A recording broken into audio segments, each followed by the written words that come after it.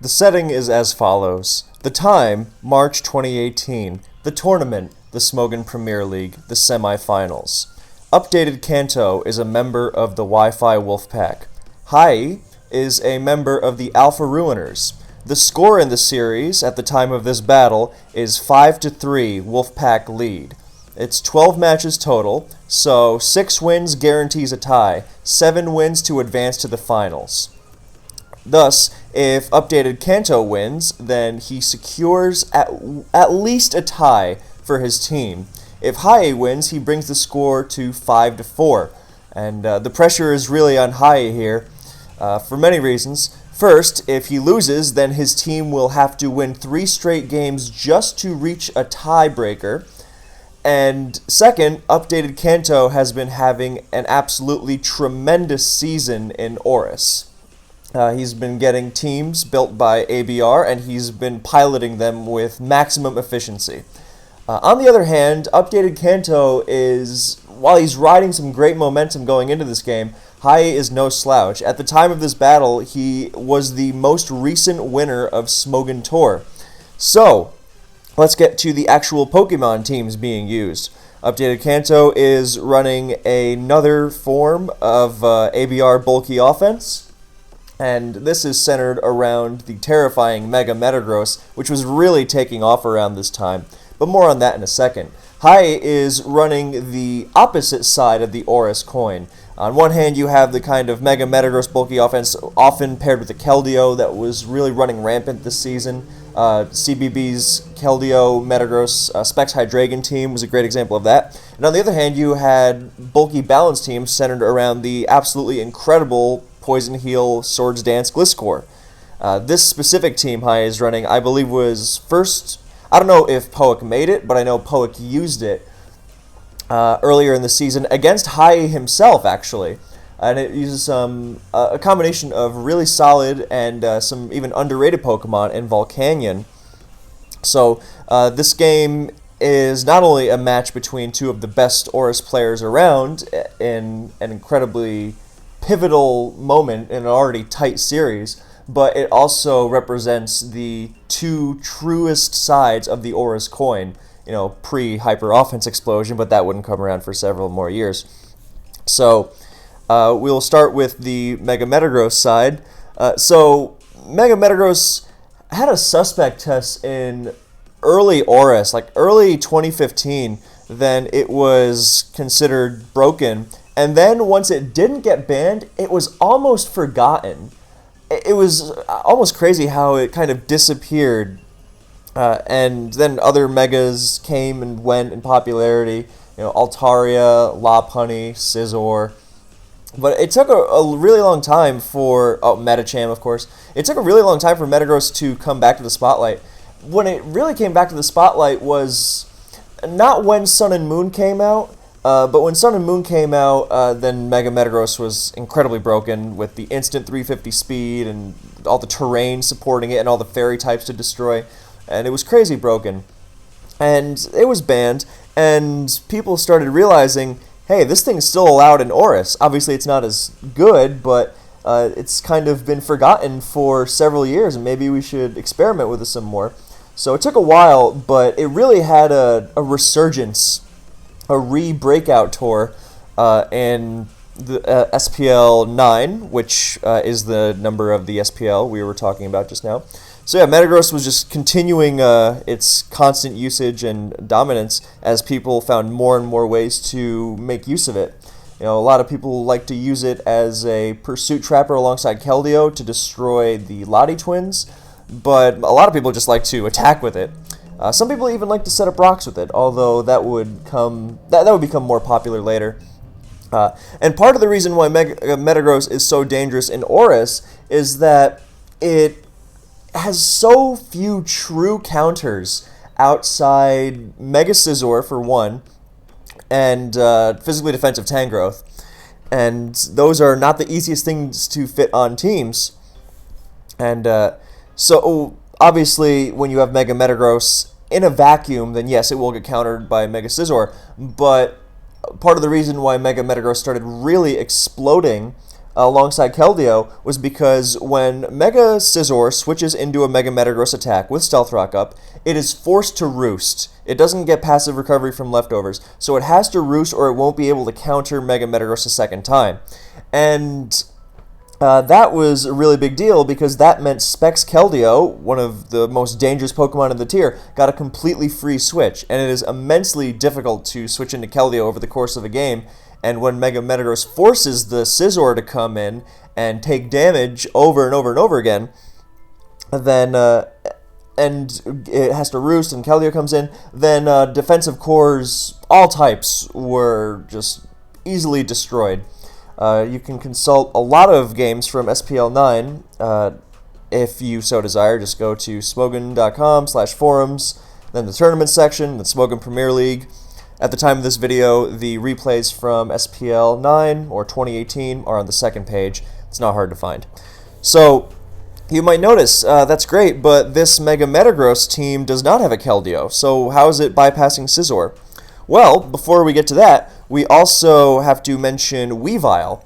And Weavile was another Pokemon. When it broke out, it was another one of those Pokemon that was incredibly dangerous and hard to check for a lot of Pokemon. It was, for a lot of teams, rather.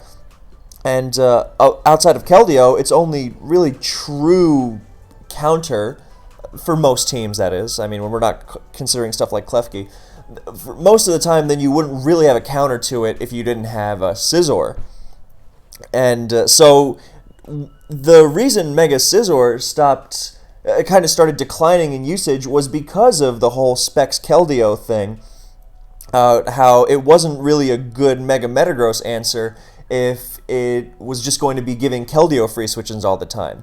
You know, as opposed to something like Physically Defensive Tangrowth, whose Rocky Helmet punishes Metagross for attacking and doesn't give Keldeo completely free entry. So with the drop in Mega Scizor, then not only using Mega Metagross, but pairing it with Weavile was a really great choice.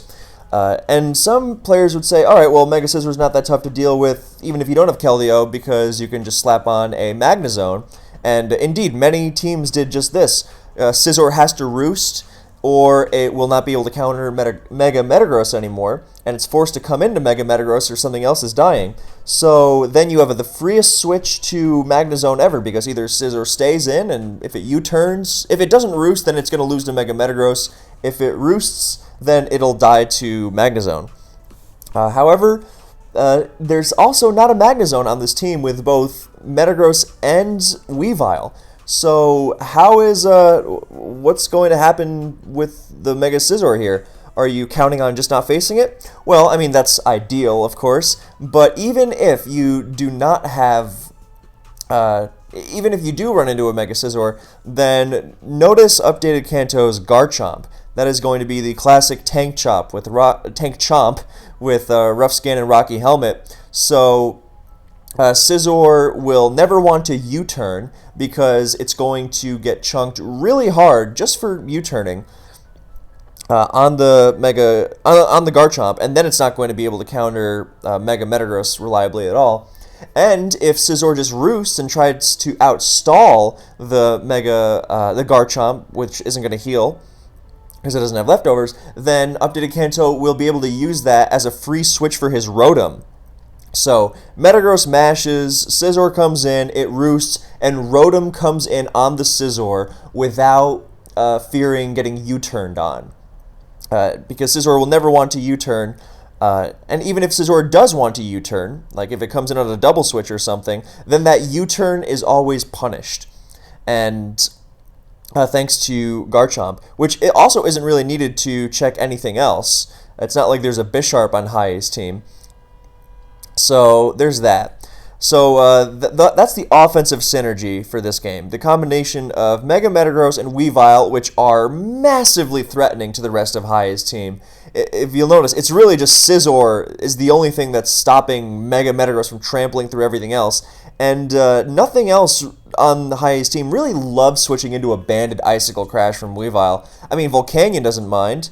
I mean, it's Stealth Rock weak, but so is Weavile. But Volcanion also doesn't want to switch into a knockoff at all. A knockoff which will also remove Clefable's leftovers. So, there's a lot of synergy here. And what makes this so dangerous is that Rotom, you don't really think of Rotom as a threat in and of itself, and it technically it isn't, but it's the ease with which it switches in, forces something else out, and takes advantage of the switched in Pokemon. And in this case, Clefable's going to come in not minding Burn, not minding Volt Chip if it doesn't get knocked off by Weavile, which it shouldn't because there's Scizor to switch into a Weavile.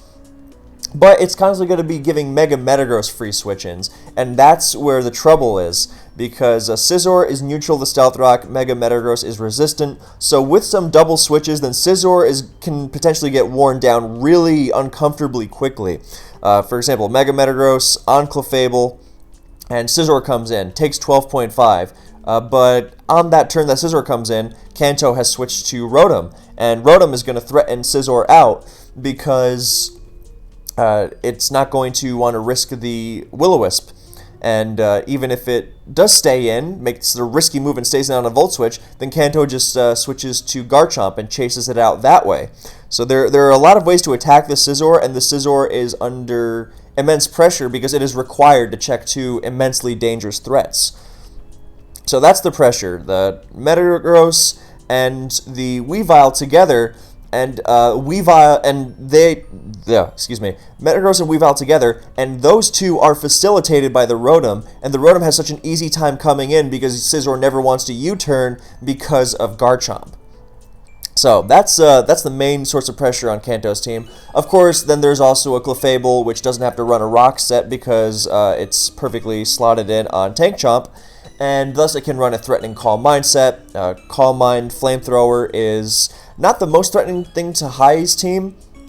Calm Mind Ice Beam would be more annoying because it would no longer be checked by Gliscor, and when there's a third Pokemon that Scizor is tasked with handling, then it can get really messy.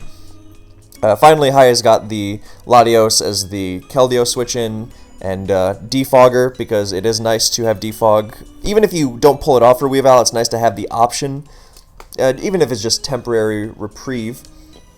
But yeah, that's the pressure. Latios isn't going to be doing much in this game at all. I mean, when you have a Latios and you face Mega Scizor, Assault Vest Tornadus Therian, Clefable, and Tyranitar, that is death fodder. However, it's fine to have that death fodder because, I mean, maybe the Latios does nothing more than chase out Gliscor once or twice with some good double switches, and that's fine.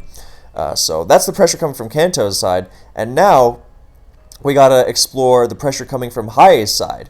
Now, SD Gliscor is a massive, massive threat because Kanto does SD Gliscor and Clefable. The trouble is we don't know what the Clefable set is. The Calm Mind Clefable on Hiye's side might be really annoying if it has Flamethrower, because then Metagross can't switch into it, and the rest of Kanto's team doesn't really love dealing with it. He might be forced to try and get an edge with his Clefable. And he won't be able to even knock Hiye's Clefable reliably because of Scizor. I mean, maybe. If he does some, shake and bake pivoting, like with the double switches on Scizor to force it out before it can roost up, like if Scizor's coming in at 75%, with rocks up, then it's already hard-pressed, and, one more double switch and it's really in trouble. So maybe he can try and play around it that way. And it sounds convoluted, but at that point, he almost doesn't need to knock the Clefable, because if Scizor is so low that it can't handle Metagross, then Metagross is more or less steamrolling through the whole team anyway. But that said, if Hiye manages to get out in front and position himself well, Clef and Gliscor both have plenty of opportunity, depending on the sets from Kanto's own Clefable. So if it doesn't have Ice Beam, then Gliscor sets up all over it, and Clefable prevents Kanto's Garchomp from Dragon Tailing around, and also poses a big threat. Nothing really like switching into it. This would be a prime kind of team where you would want Thunder Wave on your Rotom over Pain Split. It also helps with DD Mega Charizard X, which is otherwise annoying. I mean, even if you have a Scarf Latios, it's just nice to have that insurance. But you definitely prefer it for the advantage over other Clef with your own Clef. And things like Icicle Crash flinching on top of Paralysis and so on. And just like making the chip stick from Volt and limiting what Clefable can do. You definitely prefer that over... If it is a T-Wave Rotom, then the matchup is even better. Because you don't really remove the weakness that there is to the Calm Mind Flamethrower Clef, but you make it easier to deal with. And you've definitely got to be very smart, very heads up with your Mega Metagross and the ensuing double switches. So, Calm Mind Flamethrower threat. Calm Mind Flamethrower Clef is a threat. SD Gliscor can be very annoying if it comes in on Clefable over and over. And Kanto might be forced to go to Clefable over and over in order to deal with Hiye's Tornadus Therian. Unless he traps the Torn with Weavile. That might be a nice way to get some use out of Weavile even before trying to wear down with, even while Scizor is still healthy. Because that way, I mean, maybe you can even pull that trick on Gliscor. Because Weavile, if rocks are up, you don't really want to be double switching around. But with Pursuit, then you can leave some lasting damage. You can chunk the Torn really hard. You can chunk the Gliscor, make it easier to deal with, make it easier to switch into. Because Rotom, as anyone who's played ORAS will know, unless it's an offensive set, which is great, but unless it's an offensive set, then Hydro Pumps bounce off Gliscor. It roost stall them with ease. And that's why it's so threatening. Latios can't really switch into Facade easily. Rotom, no. Weavile, no. Metagross doesn't like switching in. Garchomp gets worn down very quickly and just Dragon Tails it out. Clefable is complete setup fodder without Ice Beam. So it really depends on what the Clef set is. It could make the Gliscor... I mean, Gliscor is just a massive threat in general. Because even if it is Ice Beam Clef, then again, the Clef is tasked with the It is tasked with the job of switching into Torn Therian, and that means it's going to get knocked off, so, more pressure from Gliscor. Gliscor getting a free switch is generally bad news for this team, which is why I would not be surprised, given the team's heavy anti-Scizor focus with the Garchomp Rotom synergy, and of course Scizor's declining usage in general being a boon for it, then I would not be surprised to see that Clef have Ice Beam at all. So there's that, and Torn is definitely annoying because you don't want Rotom to be eating... I mean, you could with Rotom just because it isn't really... I suppose that might work. It depends on how he wants to play it. If he doesn't have Ice Beam on the Clef, then he might want to keep those lefties on Rotom just for efficiency in chunking Scizor without having to Pain Split if he has it. So again, a lot coming down to movesets. But if he is Ice Beam Clef, then I would say the move is definitely to preserve the lefties on Clef and not on Rotom against the Torn, which is annoying, especially because it's not even the knock that's annoying, it's the U-turn into the threats. Yeah, Kanto doesn't have the U-turn into threats, he has the double switches, which are easy to pull off, but Hiye's got the double U-turn. The Scizor U-turn we've already gone over why that's not going to really work that well, but the Torn U-turn is a lot easier to pull off, and coupled with the knock, then you see here how both players have big threats to the opposing side that are definitely going to be difficult to handle long-term, but they both threaten each other, and they both have the tools to kind of stave off the opposing threats in the interim, but it could get nasty over a longer period of time. So that's what makes this matchup so interesting, even before you consider, just in terms of the match itself, let alone the stakes that accompany it. There's so much going on both sides. It's going to be really interesting to see how they maneuver. And I haven't even mentioned Hiye's lasts. The T-Tar, which was Scarf or Choice Band, are the likeliest here. Then it can be useful for removing Latios, but it remains to be seen how much of an impact... I mean, he could use it to try and limit Rotom's health or something, in conjunction with Tornadus, wear it down uncomfortably quickly, make Gliscor even more of a threat, because Hiye's entire team, bar Volcanion, is sand immune, whereas Kanto's team has 3 sand-affected Pokemon, so that could be another way to make... And, of course, Latios is vulnerable to getting trapped. And that is, of course, relevant because Latios is Kanto's...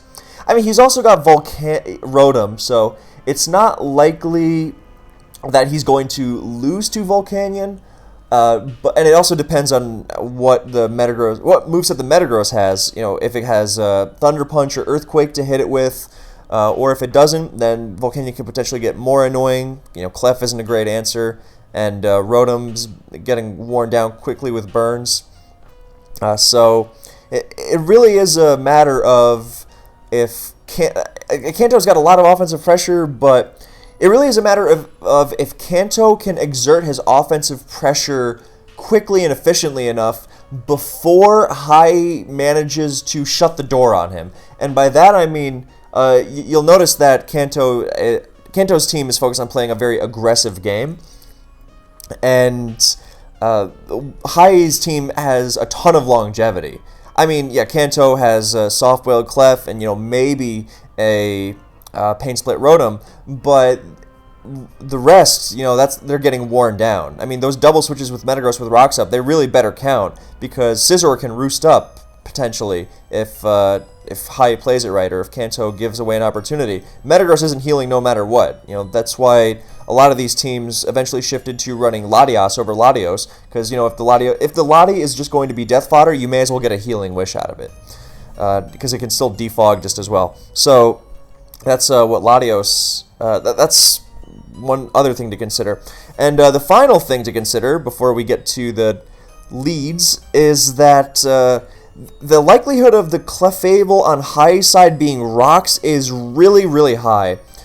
Simply because Scarftar is the likeliest set here, because you want that team to, which is generally otherwise slow outside of Torn, you want some speed, just as insurance against all the Mega Metagross and the Keldeo, just being able to outspeed and hit a lot of stuff. The insurance against even something like Bisharp, which you might not think would be a problem. Just having that, you don't really need the wall breaking option, considering you have Volcanion plus Pursuit, Tornadus, SD Gliscor, double U-turn attack. Even Clefable with a rock set can do annoying things like knockoff and spread paralysis, but you generally want the instant speed of Scarftar, and that means that Clefable is almost surely running rocks, because it's not going to be a non-SD Gliscor. So I think those are all the cards that are laid out on the table. 22-minute team preview, because that's the whole point of analyses like these. So we know the deal. Both players threaten the other greatly. We know how they're going to threaten each other. Let's get to turn 1 and examine the leads. So, Clef, Rotom. So, now, even if this is just a Stealth Rock, Moonblast, Flamethrower, Soft-Whale Clef, then it can be irritating for Kanto, and I will explain why. You might think, well, if it's a Rocks Clef versus a Calm Mind Clef, then the Calm Mind Clef will be able to annoy will be able to beat the Rocks Clef forever. That's very true, but this, again, dependent on movesets. If Kanto's Clef does not have Ice Beam, it's letting in Gliscor, and Gliscor with Rocks Up, we already know, is a massive, massive pain for Kanto to switch into. So, just the presence of this Rocks Clef, even without, even if it doesn't have Flamethrower, then it's a lot less of a problem. Although, actually, it's not just a Flamethrower that it can't have. It can't have Thunder Wave either, because then Metagross also can't switch into that. So, if it doesn't have Flamethrower or Thunder Wave, not likely, then yeah, it's not so much of a problem. But if it does have either of those moves, then, Hiye can set up these chains where he forces... I mean, it's all about the momentum, and from turn 1, Hiye made a great move by leading off with Clefable, because notice how everything besides Kanto's Metagross, nothing besides Metagross really wants to go one-on-one with Clef. The closest that can really threaten Clef, right off the bat, would be a trick from Latios, and tricking Latios on turn 1 when there's a Scarftar waiting to just destroy it is not a good idea. So that was a great lead-off from Hiye, and you might think maybe Kanto should have led with Metagross, which, definitely a fair idea.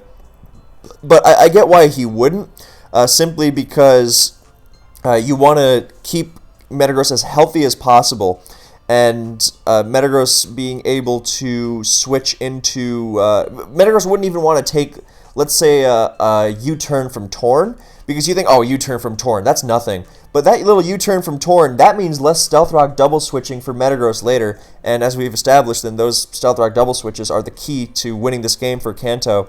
So, I get it. It was a safe move to lead off with Rotom. I mean, it's not the most... If the Clefable has Ice Beam, then this is all a moot point anyway.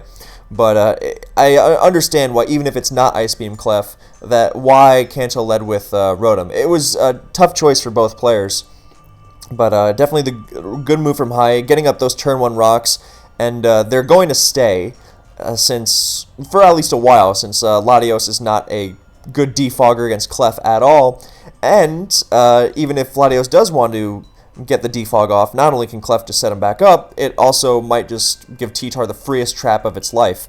So rocks definitely affect Kanto's team a lot more. Metagross doesn't heal, Garchomp doesn't heal, Clef doesn't care, Rotom doesn't really care, Weavile cares a lot. So, and compare this to the rocks that are going to go up against Hiye's team. Definitely nice for Volcanion, nice for limiting Torn, and of course they're key for Scizor, but something like Clef and Gliscor, also nice for Tyranitar potentially. With the double switch, Kanto definitely is going to need, and he's going to make use of those rocks. But Clefable and Gliscor, part of the reason why they're so great in general, this is a perfect example, is that they don't care about rocks. So if you can't switch into them long term, which Kanto's team definitely can't, then you really need to execute that offense really, really well. So there is the Thunder Wave. So that was a great call. Now with the T-Wave on Clef, then it's definitely less annoying. You don't want to say, all right, well, now I'm going to switch my Metagross into Clef, because even if he does use T-Wave or Flamethrower, he's just going to full para anyway. No, it doesn't work like that. It's more over time than as you chip the Clef over and over, with Rotom's Volt Switches. You want to have rocks up so Gliscor doesn't feel freely comfortable in switching into block your Volt Switches, by the way. You want to make it at least, and this is especially useful if you manage to pursue it with Weavile. So the T-Wave there was definitely big, because over time, the chip damage on Clef is going to accumulate, and potentially being able to deny it that heal, that situation where it has to heal, or it's just not, or it's going to die. The same principle that's guiding the Scizor versus Metagross interaction. Then if it full paralyzes there, that's really exploitable. So the T-Wave is definitely better than not having the T-Wave now.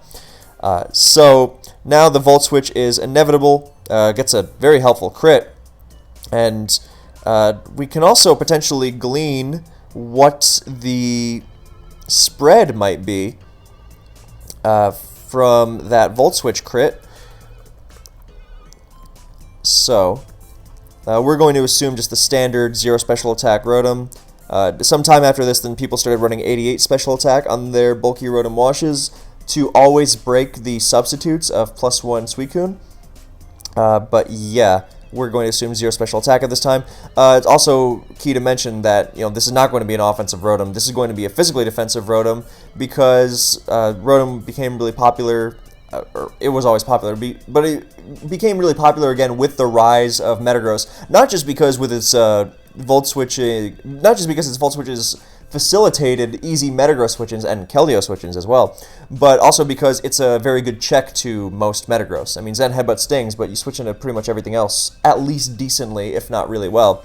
So, and you really need bold max defense to stand up to it. So 0 special attack, you assume that. So the crit did how much? It did 33%, and a crit Volt Switch, as you see here, against a bold Clefable is going to be doing 33, 39 roughly.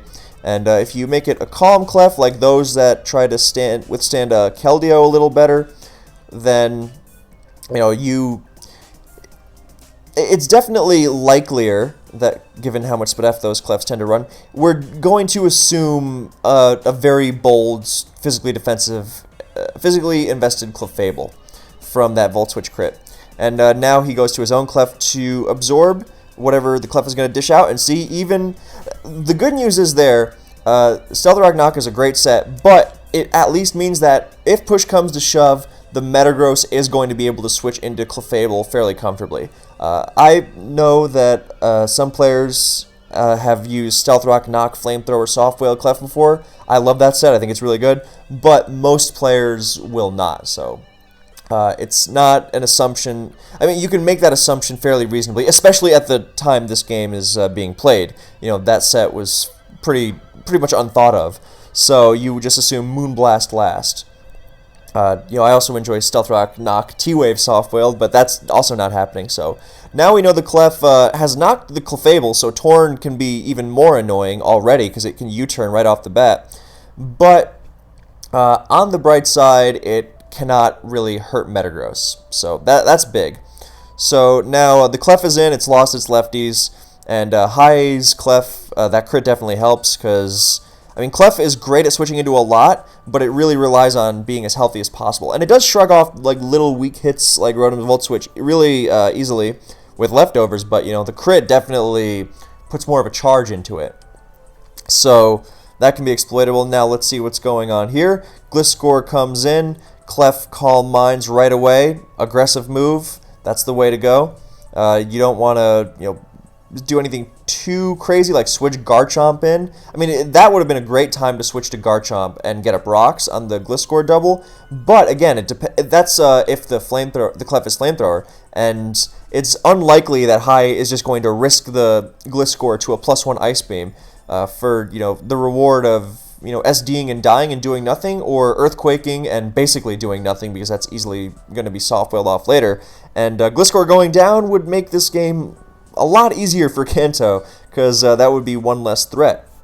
So it's not likely he's going to risk the Gliscor here at all. It's likely he's going to check with either Scizor or more likely Volcanion, because the temptation for Kanto to go for Ice Beam here is immense. However, I would also say that it would be very reasonable to go for another Calm Mind here, simply because if you have Ice Beam, I mean, if you don't, then you might want to just start attacking.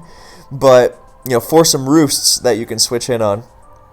But even if you have Ice Beam, then you have the security of Calm Minding, because if Gliscor stays in and Swords Dances, then Hiye is committing to staying in and will just get blasted with the +2 Ice Beam and go down. You can heal up against Hiye's paralyzed Clefable with ease later. Now Clef doesn't even have to risk a Speed Tie or anything silly like that, now that Hiye's Clef is paired. But there's also the fact that if he does check the Ice Beam, as he's very likely to, then you have the benefit of still keeping him in the dark.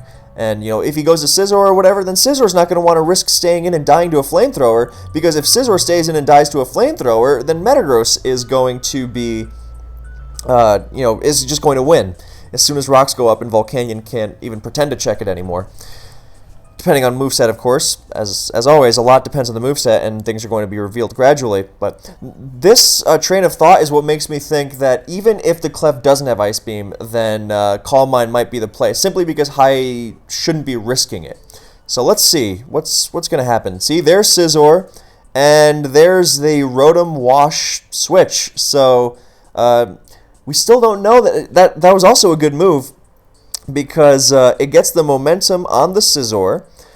So this is perfect use of early use of Rotom, and Rotom even likes rocks being up because, actually no, I take that back, because there's no pain split. I forgot about that. Usually one of the cool things about Rotom is that it switches into rocks and loses its lefties and takes burns and poisons, and it does that, it revels in that, because then you pain split and it's a really, really big one. You get back up to full health, you annoy the opposing team, get a free turn. Free turns are everything. You just gotta make the most out of them. So that was a good move. He goes to Rotom on Gliscor, and that covered the potential. That was perfect because it covered the Scizor switch and the possible Volcanion switch, and now he's got a Volt switch coming up. Unless Hiye is feeling brave and wants to play Gliscor Rotom games early on, which seems somewhat unlikely, but it seems likelier that he would go to Clef, get Volt switched on, Metagross comes in, chases Clef out, or chases it out with his own Clef, and then Garchomp gets doubled in against Scizor or Gliscor and gets those rocks up, because those rocks are really crucial. Also, actually important to mention that Scizor is likely to be a defog set, because otherwise there's Volcanion with no hazard support and a very balanced team, meaning longer games, so likely to see defog on that Sizz. Anyway, that was a good move. Now, we know Rotom doesn't really check Gliscor well, but we also know that Hiye, well, on that turn specifically, we know that Hiye isn't risking Ice Beam on a +1 Clef, You can risk an Ice Beam against an unboosted Clef because you can roost it off later once because you can take a hit. And the Earthquake, it has to Soft Boil. Gliscor can afford that easily. That's easily recoverable. Matter of fact, you'll probably escape really healthy out of that exchange because you roost after, and Ice Beam becomes weaker, and Clef is tempted to Soft Boiled anyway. Yeah, but not against a +1 set. So, knowing all that, Kanto got the Rotom in, and the plan is now going to be enacted. So, here comes Clef again, and there's the Volt Switch, knowing that it's unlikely that Gliscor is going to try and risk it right away. So that crit early on really being felt by Clef. I mean, the lefties are helping it out, but it's at half now. So Metagross, Scizor, and Kanto stays in and goes for the Meteor Match, which does a lot because Scizor has not Mega Evolved yet. He wants to get his Mega up with Metagross, which is definitely valid. Although on this team he doesn't really need the extra speed, I think it's more about just no. Actually, I take that back. That was the right move, no matter what. Not just because of getting the Mega off and having more bulk to switch into Clef Moonblast or something, but it was more about Scizor now has to roost, and Garchomp will be able to get up rocks. A really interesting move from Hiye would be if he double switched here, but because he can't U-turn, that's the thing. Scizor cannot get the Mega off and U-turn, and if it does anything else, then Garchomp... If Scizor Mega Evolves and does not U-turn, then Garchomp gets up rocks easily. And if Scizor Mega Evolves and U-turns, then it's going to get chunked really hard into Metagross to a KO range easily. The thing is, though, that the double switch with Unmega'd Scizor is still risky, because Unmega'd Scizor will have a tough time stomaching a Hammer Arm, and it'll probably take 2 after it Mega Evolves and barely survives the second one, but then it's really going to have to roost, and then the rocks are going to go up. So the question is Hiye going to give up the rocks to Garchomp now, or is he going to try and do something else and delay the inevitable? So here comes the Chomp, and he does just that. That was a great move from Hiye. He doubles to Clef, gets some crucial lefties back, actually. So now he's not going to be getting worn down just by Rotom. I mean, we do know that Gliscor is good against Rotom, but at this time, people were not yet hip to absolute max Spit F on Gliscor, which is amazing, of course, but a lot of people like their speed EVs, so it was a little more tenuous against when you were stalling Rotom pumps. People weren't as eager to make that play. So that was really big, and now he threatens...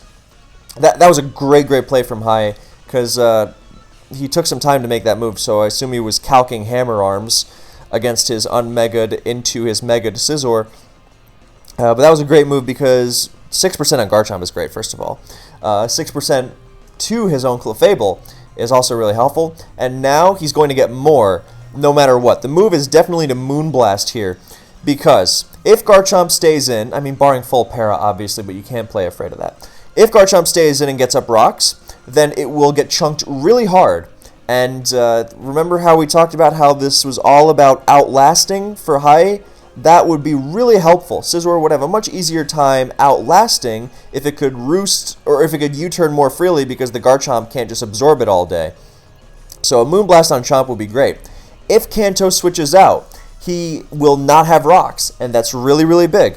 So basically, rocks don't go up unpunished, and if... yeah, that's the biggest takeaway here. No matter what, you're getting even more health back on Clef this turn, because Earthquaking would be really stupid. And let's take a look at the Moonblast switch-ins. So, Clefable, if Kanto goes to his own Clefable, he'll pretty much have, even if he doesn't Soft Boil, then he's getting health. He's losing health he's not getting back without taking a turn to Soft Boil. We know, free turns are everything. Metagross can come in, but Rocks and a Moonblast, it doesn't seem like much, but it's going to add up, because Metagross isn't accomplishing... I mean, he can try for the Hammer Arm to a KO, but it's still a risky proposition, for potentially very little reward. I guess he can try to do the whole Metagross, Force and Scizor, and then get up Rocks thing, again, with some double switches, but he would definitely not enjoy the Moonblast there. So Moonblast is so that was a great switch from Hiye to get this position of being able to throw out the Moonblast. So he puts up the rocks and a full para. Oh, that really bites. The silver lining is that, on the bright side, the Moonblast is still incredibly free, and it's still going to chunk Metagross and Isolate. Metagross is not going to get Healing Wish 2 later. That would be a real problem. But it's not getting Healing Wish 2. And the same thing applies to Clef. It's harder to scout Clef's moveset with a chunked Scizor and Rocks Up, of course. So that's why Kanto went for the move he did. He said, I got to get the Rocks Up. It's fine taking the Moonblast. It's potentially worth it. I mean, it would have been... Rocks Up are big is because that's what lets him outplay the Scizor. Because at this point, I definitely understand why he went for that. I mean, yeah, he's not going to have that ability to chunk Scizor with Rocky Helmet Rough Skin on the U-turn as easily anymore. I mean, just once might be enough to be able to put it in Metagross range. And you take that, and you add that to the fact that Scizor's already chipped because of the Meteor Mash, and it didn't Mega Evolve. So you can really see the synergy of Metagross and Garchomp at work here. And this combination became really popular on a ton of bulky offense teams afterwards. So you can see that at work. And so Metagross is already a threat because Scizor is going to be at 61 when it comes in, not Mega Evolved. So with the Rocks Up, Metagross is threatening KOs once it switches in. So definitely worth the potential Moonblast, especially because Tank Chomp is really, really bulky. And yeah, Moonblast is going to do a lot, and we can even see how much exactly.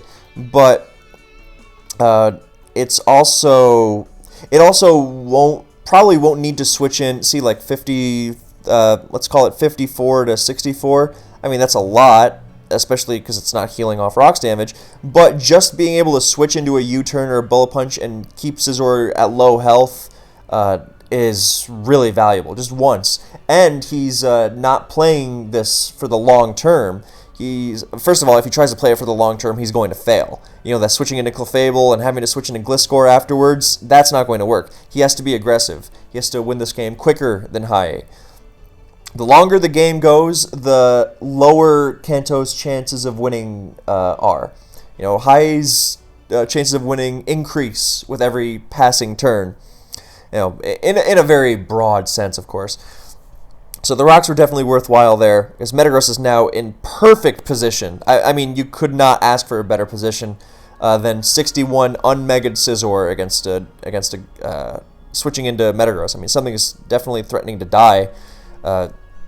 So there's that, and then there's the fact that Garchomp didn't even get chunked. So even if it does get Moonblasted, worth it. But and here's where a T-Wave pays dividends. Kind of softening the softness to Clef, if you want to look at it that way, or if you want to phrase it that way, rather. I just like those words going together.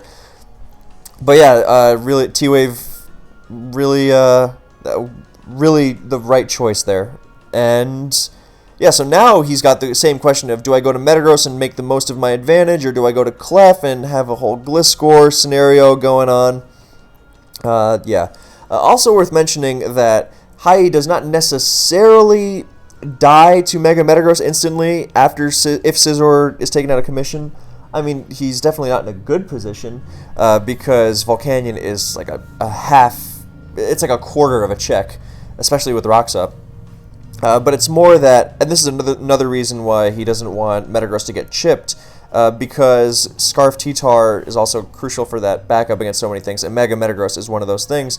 And the Crunch versus Pursuit game is real ugly, and it does a lot of damage. So the healthier your Metagross, the better you are at just winning the game. Obviously, once Scizor goes down, or if Scizor goes down, then Clef becomes Weavile becomes a huge threat as well. He's holding that back, especially cleaning up against Volcanion, and I mean Torn and Gliscor drop. Clef is paralyzed, having to deal with paralysis and Icicle Crash Flinch. That can be really ugly. And the other Icicle Crash answer, being Volcanion, means that if Scizor is down, of course, means that the offensive attack is definitely in a good position right now. So, yeah, we're just going to calc Scarf Tar versus Metagross. And you see it does quite, not a ton, but I mean, when you're not healing off rocks and there's no healing wish to bring you back later, then doing 62.5 minimum to 74.5 is real rough. That's potentially range after rocks brings him down to 87.5. Yeah, I think that's the range. Yeah, and a Moonblast on top of that won't do a lot, but even 15 to 18, that's potentially enough. So see how he's going to play it. It's also, if he has Bullet Punch, then he's better against the T-Tar, but it's tough for the T-Tar to be forced into Bullet Punch range. The closest he might do, and this would really be some advanced game planning, would be to try to force the T-Tar in for an easy pursuit, and to chunk it enough with Latios just to put it in Bullet Punch range. Because Draco Meteor wouldn't do enough, but with Rocks Up, it would definitely leave it in Metagross Bullet Punch range. And the other switch-ins, I mean, they're definitely annoying, but you don't want to risk Scizor. I mean, Scizor might actually be safe, because Latios is... Specs is also quite likely here, especially with a T-Wave Rotom, slightly assuaging the need for Scarf.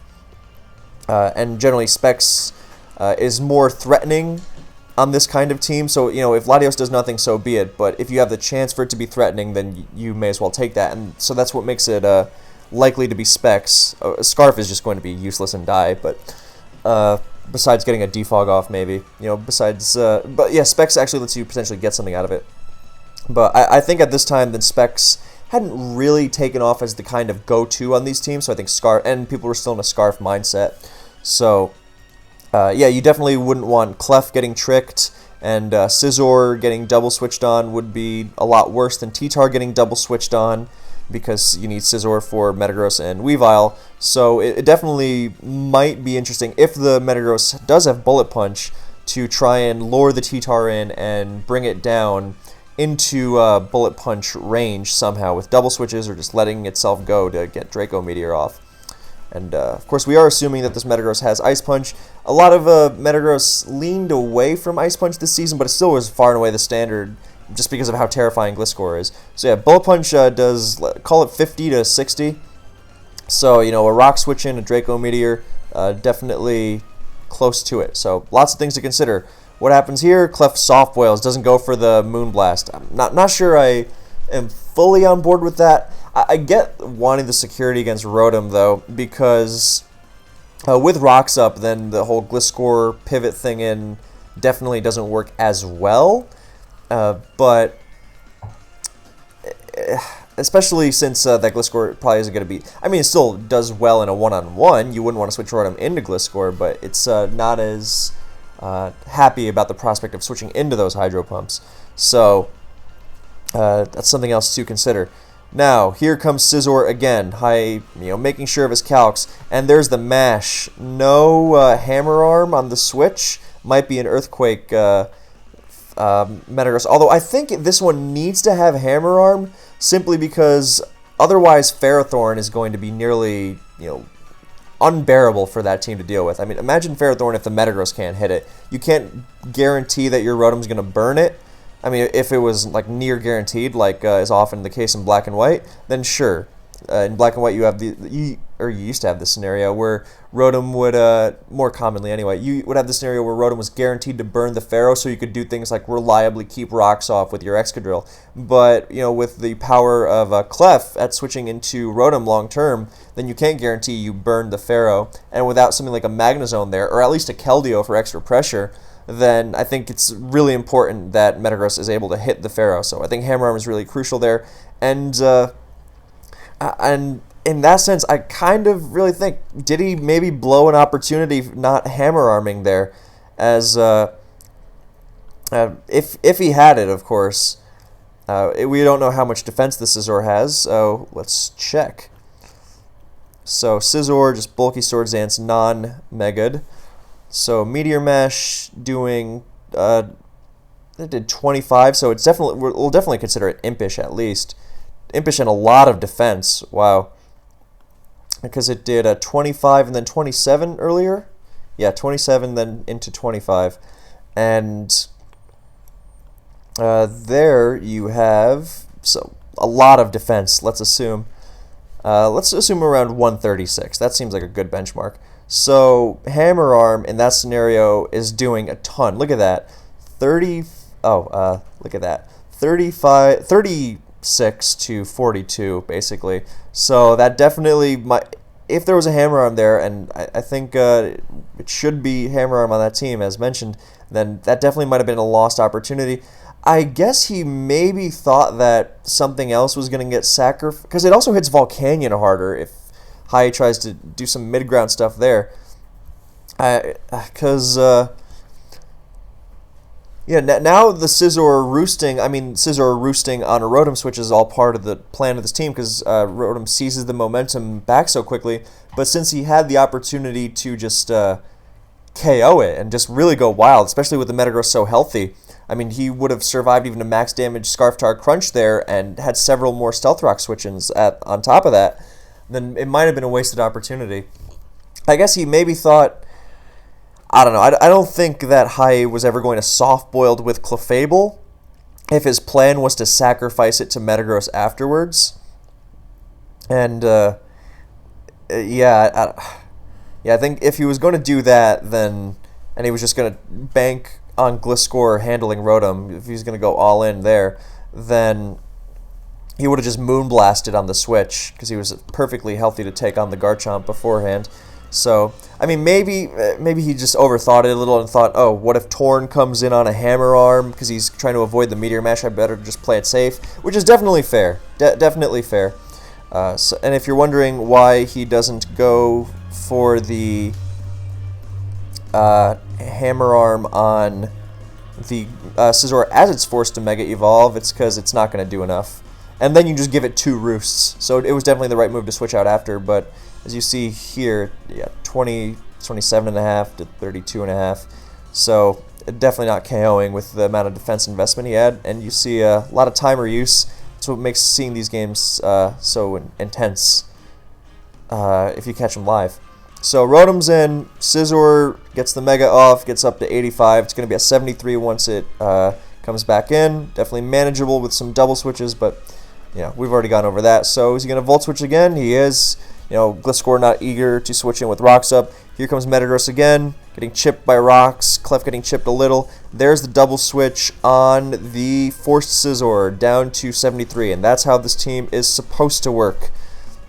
So Scizor is definitely being scared out here, and he's not going to be. What would be really cool would be if he could Dragon Tail around freely and drag the Scizor in. That would be potentially devastating. That would be potentially, that would swing that matchup so far into Kanto's favor, it'd be crazy.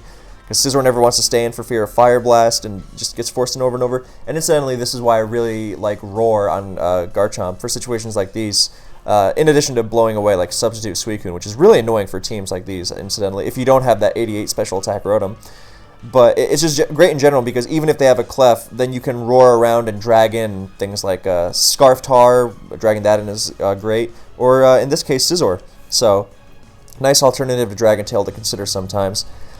So Scizor is being forced out here. Now, of course, double switching between Metagross and Garchomp is great because, again, they have the Stealth Rock resist. Scizor has the Stealth Rock neutrality, so it can definitely get worn down. And Rotom, of course, has the leftovers to offset the Stealth Rock neutrality it has, since it hasn't been forced to answer Torn or something. Although that's probably going to be Clefable's job. He's going to try and preserve as much health on the Rotom as possible. So back to Metagross. This is what makes Metagross so scary, even if you have that one check to it. And Hiye makes a great move by going to Gliscor, because Kanto's not going for a Dragon Tail there. And Gliscor, otherwise, if he just goes for a Fire Blast or an Earthquake, then Gliscor comes in and he puts a ton of pressure on Kanto's team in return. Because nothing else, as we've established, nothing else really likes switching in. I mean, even Ice Beam Clef doesn't love switching in if it's at not 100% and it doesn't have leftovers. Even if it's bold max, as eventually sometime after this became really popular in an attempt to deal with Gliscor. Like, even that's not going to be super great here. Rotom, we know, is unreliable. Weavile can't do it. Latios, unreliable. I mean, even if it goes into his plan of weakening T-Tar into Bullet Punch range, that's just too much to handle. So that was a great move over Clefable, because it was a great move over Clefable, not just because of the offensive pressure it exerts on Kanto's team, but it also forces, it doesn't force Kanto to reveal his hand, but it might force him to feel, oh, I need to show that I have Ice Punch. And that might be able to give Hiye a free switch. So that was definitely much, as opposed to Clefable, which, is always going to run. So that was a great move from Hiye, potentially exerting a lot more pressure with Gliscor, and potentially getting some more information and kind of a momentum shift if Kanto feels pressured to show Ice Punch. So that doesn't seem like a huge difference, but there's so much that those kinds of small differences really make, and they wind up mattering so much down the stretch. That was a great move. So another double switch to Garchomp. Kanto doesn't bite, and knowing Hiye's not risking that Ice Punch. So same effect. Scissor's at 61 now. It's got the Mega off, but it's still got to run. And back to Metagross again for the third straight. Is that the third straight double switch? So Kanto's double switch 1, 2, 3, 4 turns in a row. But Hiye catches him off guard again. Or not off guard, rather. He switches it up. And that was a really nice move with Tornadus. It's the same idea as going to Gliscor. Garchomp isn't going to Dragon Tail, and he's probably going to double switch. But this time, the Torn switch, which I guess you could argue he probably should have done in the first place, so fine, same idea. Now the Metagross has actually been a little more chipped, and what this does, actually he definitely should have done it beforehand, because now with Scizor at a 49% with Rocks Up, it's going to struggle to take those two Hammer Arms.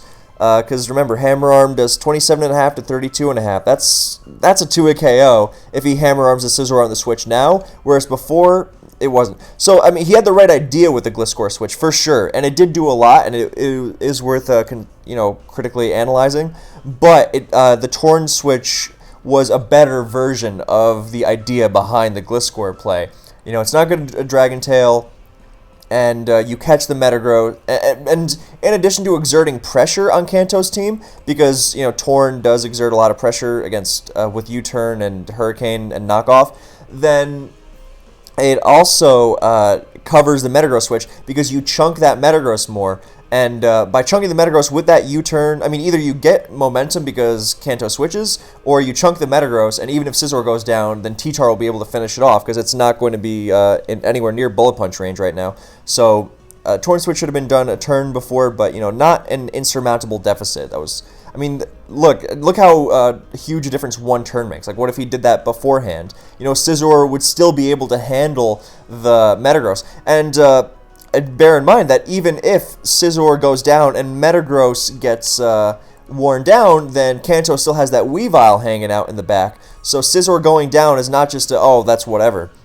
I think it's likelier that he U-turns into Volcanion here, because Volcanion going down is less of a big deal, or he's really trying to preserve that Scizor. So but of course, I'm being very critical here. Which is the point of these videos, to analyze and whatnot. But I always try to say this in these analytical videos. Yes, the moves could have been done better, but remember those stakes we went over at the beginning of the video? Like, this is a high pressure environment, and seeing every time the timer shows up, then you feel the pressure even more. So, and you're calcing and just trying to go over everything. If everyone thought clearly in Pokemon games, then everything would just be optimal all the time, or it wouldn't be optimal all the time, because optimal, is relative. But yeah, that's that out of the way. So yeah, Torn here, U-turning 100%. I mean, I guess you could say this wouldn't be a bad turn to Heat Wave if he has it. I could definitely see that. Letting Torn go in exchange for Metagross, that might be nice. If he really values it might even be better than letting Volcanion go, potentially, simply because first of all, if you Heat Wave Metagross, then you guarantee T-Tar removes it. There's no, he switched out of the crunch, or I got my pursuit wrong and now I'm in trouble. By Heat Waving, then you guarantee that Scizor stays alive, and that Metagross is removed. And you don't really need Tornadus against anything else if you're still keeping Clef and Scizor and even T-Tar alive for the Latios. Simply because Metagross is going to be down, and there's a Weavile, and you would rather have Volcanion as backup to all these guys than Torn, or to Weavile rather. So I can definitely see a U-turn to Volcanion. I can see a Heat Wave. I guess I could see a U-turn to Scizor, even though I think that would not be as good. I think it's the worst of those three options. So either way though, Kanto is not in an ideal position here. I mean, he can definitely grab a KO, but it's definitely not the kind of Metagross rampage that he wants to be going. Like, he wants to have that kind of almost uncompromised Metagross rampage, where every time Metagross comes in, like, the only thing it's really taking is Stealth Rock damage, which is, of course, not a huge deal, as opposed to this setup where, he might get a KO, but he might lose his Metagross for it. So he switches out on the Rotom, and Hiye does make the good move. He goes for Heat Wave.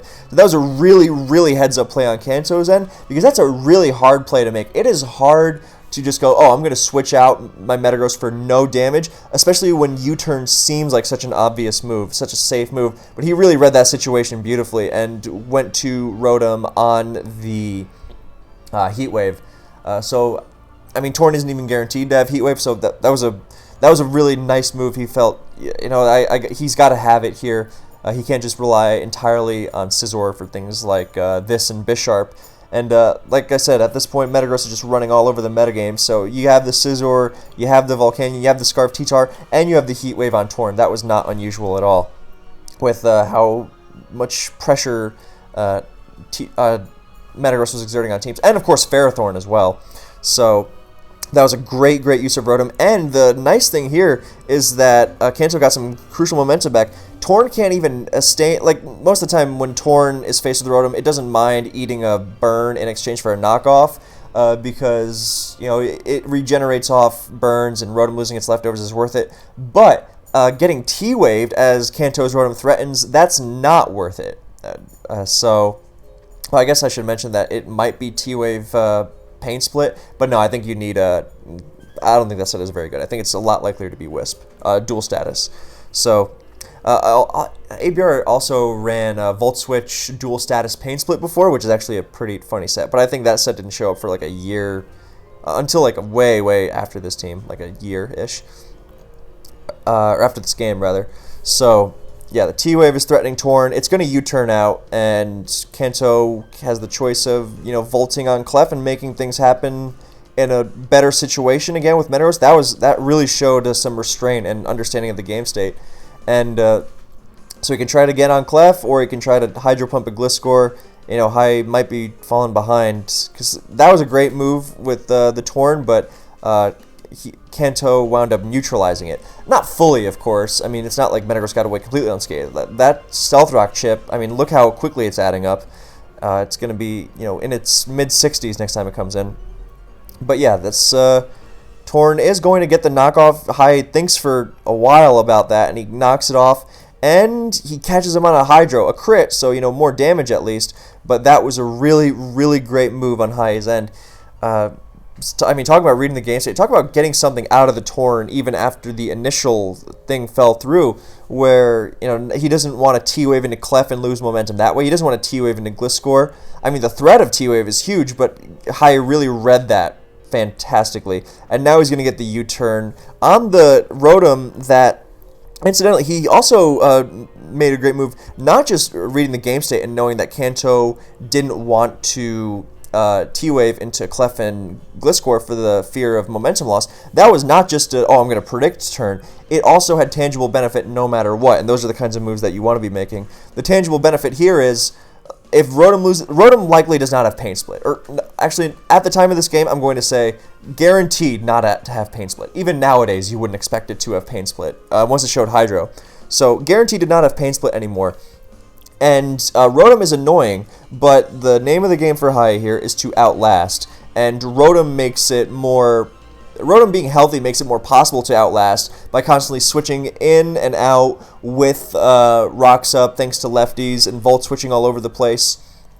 And taking advantage of Kanto's own rocks. And now, by removing those leftovers with the knockoff, even if Torn gets paralyzed, you know what, fine. Torn might be the designated sack later anyway. We already established that it's not exactly vital. I mean, it was a great use to disrupt the... It was a great mid-ground to disrupt the Metagross Garchomp chain there, but beyond that, it's not really essential, especially since it already kind of did its job with having Metagross get an extra 6% on it, and Scizor is being kept alive, so that was really big. And being able to weaken Rotom like that, guaranteed, with the knock, removing the leftover, I mean, the extra chip damage from knock is great too, but just making it take rocks like that, guaranteed, with no way to heal anymore, that is so huge for the long term, so huge for letting Hiye outlast. Absolutely pivotal. So, and even if the Torn got T-Wave, you know what, so be it. Hell, that would give it a slow U-turn out of the Rotom after, barring Paras. So, I mean, yeah, you could have Volt Switched and, potentially Rocky helmeted the Torn into death, maybe, but, the Rotom would still guaranteed be chipped. So that was a really, really great play. Even with the prediction, you take the prediction factor into it, and then you add the tangible benefit no matter what on top of it, and that was just perfect. Even if Rotom Volt Switch there and trapped with Weavile, then that's still fine, because Weavile's taking Stealth Rock damage, going to be tougher for it to, dick around later. And then the Rotom is still without lefties and taking rocks damage. So that was a great move. Now the U-turn comes in. Now he decides, all right, I'm going to just go to Gliscor, and Kanto, once again, it seems every time one player manages to get one over on the other, then the other player brings it right back with a huge Hydro Pump. So that Gliscor is running a good chunk of speed. And, I mean, Roost stalling this is not an option. So that was arguably trying a little too much. Especially because you still got the Volcanion as that mid-ground sack if you really want it. Or especially the Torn now that it's been weakened. But I think Clef definitely could have been worthwhile there, since, again, if Rotom Volt Switches, it's just making itself get KO'd quicker. It's going to be at 30 next time it comes in, and Gliscor is such a threat. Now it can't switch into even Kanto's Clefable safely, and now even Kanto's Clefable is a threat. So I think that was a bit of a misstep from Hiye. I mean, some great moves both sides, but I mean, also props to Kanto for making that really tough Hydro Pump. After the first Hydro Pump didn't work out, then it would be really easy for him to just go, all right, I'm going to play it safe now and Volt. But no, he just went for it again. That was a great move. Especially because even if Clef does come in on the Hydro, then it's forced to soft-boiled. He can Volt out of it and get that guaranteed Metagross switch and, try to make things happen again that way against the Scizor and the Volcanion and whatever else Hiye is going to try to do with it. So that was a really, really smart Hydro from Kanto. And in that vein, that's why I think Hiye should have gone to Clef for, both those reasons. But yeah, so now he's in a tough spot. Even if he roosts up back up to 75, then that other Hydro did 75, so maybe that Rotom has some special attack after all. He might take some. He might have been taking some EVs out of defense to break Suicune subs, especially because Hiye is a fan of Suicune, and he might have been using that spread early on, especially because with Rocky Helmet Garchomp, then opposing Metagross, you don't need to hard counter it as much because you punish it for attacking. Like if it tries to Zen Headbutt Rotom, then you switch into Garchomp and strip a huge chunk of HP off its health, and then that gives you the advantage with your own Mega Metagross and helps you out. Matter of fact, you even welcome Mega Metagross attacking Garchomp because that weakens it for your Clefable as well. So lots of great synergy going on. This is why Rocky Chomp is such a popular Pokemon. So great stuff both sides. Now here comes the Clef, and there's another Hydro and another crit. Rotom's really hitting hard today. But now he's going to go for that Volt Switch, and here comes the Metagross. So it wasn't see, that's why it was such a great move. It wasn't just a prediction. Yes, it was a prediction, but it was also a positioning move. That also had the benefit of covering potential prediction. I can't stress that point enough. It's the same idea with Hiye's knockoff on Rotom. Same exact concept, just on the other side.